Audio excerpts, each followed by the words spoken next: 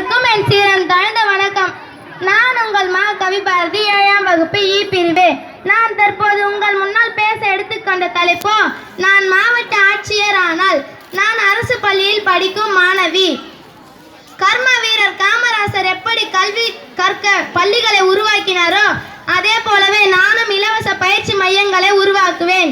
நம் நாட்டின் முதுகெலும்பு விவசாயமே.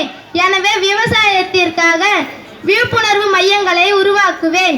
அது மட்டுமின்றி சாலை பாதுகாப்பு மற்றும் நாட்டு மக்களின் மீது அதிக கவனம் செலுத்துவேன். ஜாதிகள் இல்லையடி பாப்பா குலத்தாய்ச்சி உயர்த்தி சொல்லல் பாவம் என பாரதியின் கூற்றுக்கிணங்க ஜாதி சங்கம் மதச்சங்கம் போன்றவற்றை ஒழிப்பேன்.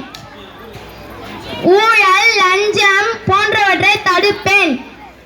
மாணவர்களுக்கு இலவசமாக மரக்கன்றுகளை கொடுத்து பூமியின் வளத்தை காப்பேன். ஏனென்றால் நம் அனைவருக்கும் உதவித்தாய் மறந்தான் மறந்தான் அதை மனிதன் மறந்தான்.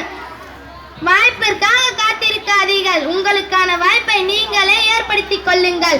இங்கு அமர்ந்திருக்கும் வருங்கால நாட்டின் தூண்களே, நீங்கள் அனைவரும் உங்களுக்கான வாய்ப்பை நீங்களே ஏற்படுத்திக் கொள்ளுங்கள்.